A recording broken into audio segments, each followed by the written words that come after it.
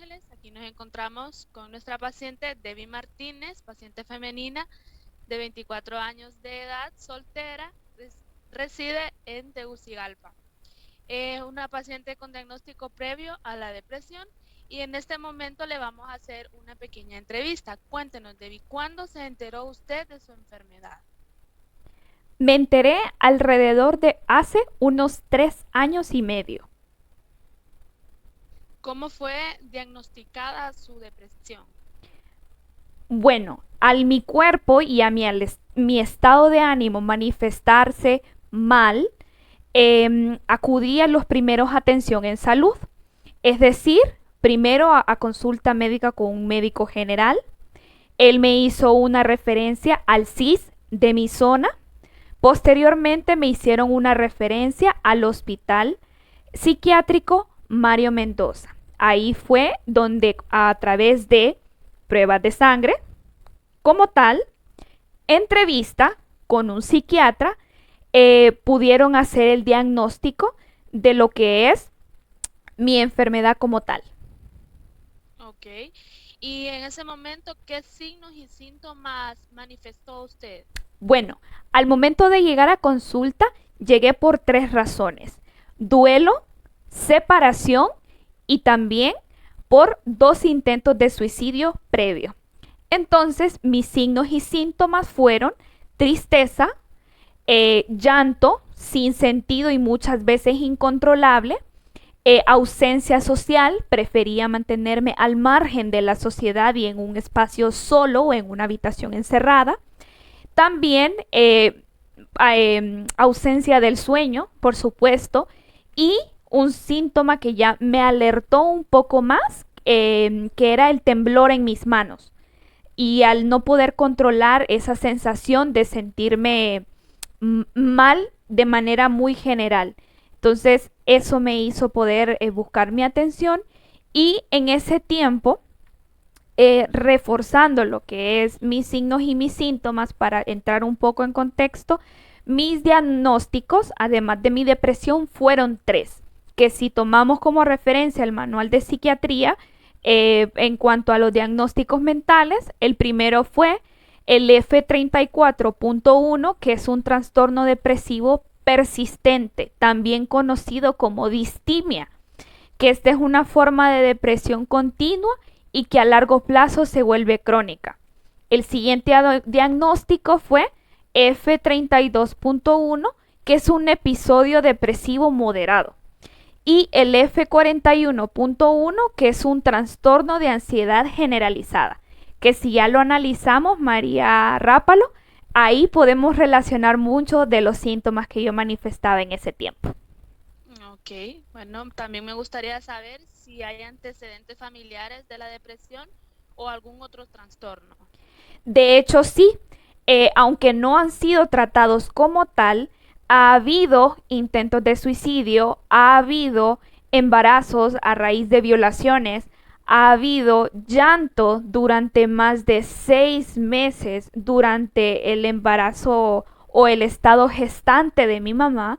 Fueron 6 meses de llanto continuo en el que mi mamá manifestaba una tristeza profunda, un episodio de constante llanto sin sentido aparente. Pero quizás solo mi mamá pueda saber cuál sea la razón. Bueno, ¿qué dificultades representó para usted en su entorno lo que es la depresión? En mi entorno, porque no podía desarrollarme con naturalidad. La cancelación de las Ok, asignaturas, la privación de las tareas en el hogar y también ver la tristeza que provocó en mi núcleo más cercano, en este caso mi padre, que manifestaba su dolor al verme cruzar por ese estado. bueno, ¿cómo ha sido la evolución de su enfermedad?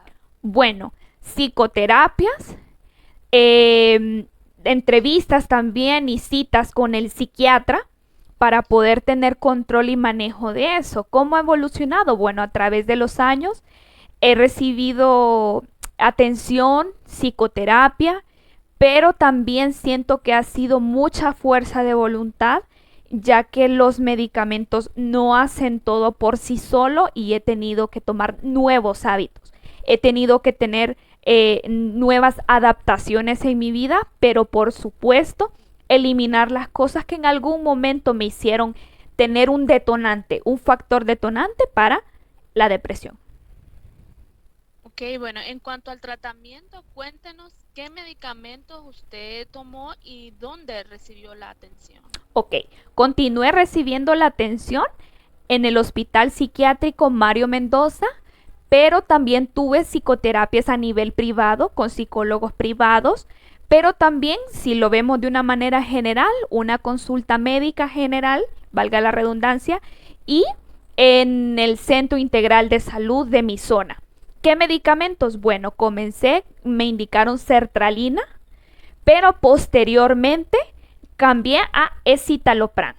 Aquí lo puedo mostrar con escitalopram y el clonazepam también. Pero, si me permite ser honesta, en mi entrevista fue muy poco el tiempo que yo utilicé el clonazepam por su adicción y la profundidad de lectura que hice.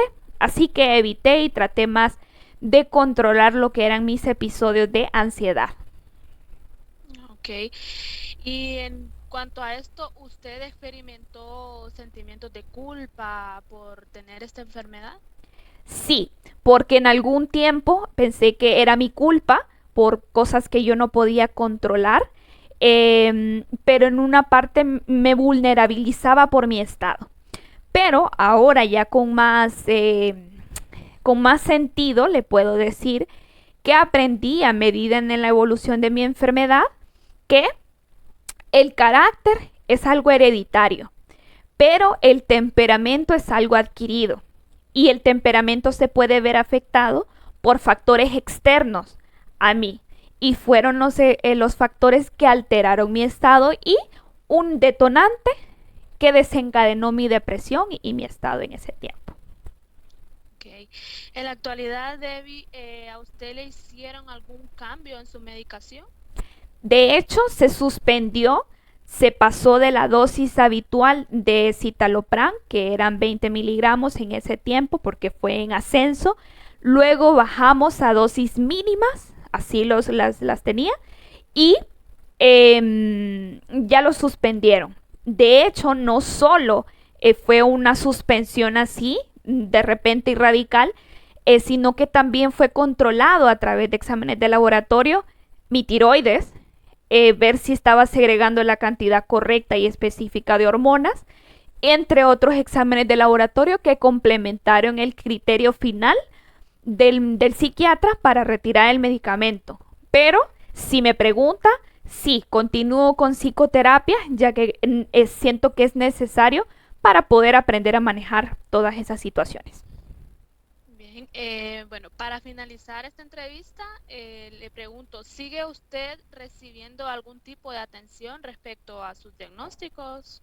Respecto a mis diagnósticos, no, pero sí para adaptarme mejor a lo que es el manejo de mis emociones. Bueno, sin nada más que decir, agradecerle por su tiempo y esto ha sido todo por la entrevista y muchas gracias. A usted, María de Los Ángeles, muchas gracias.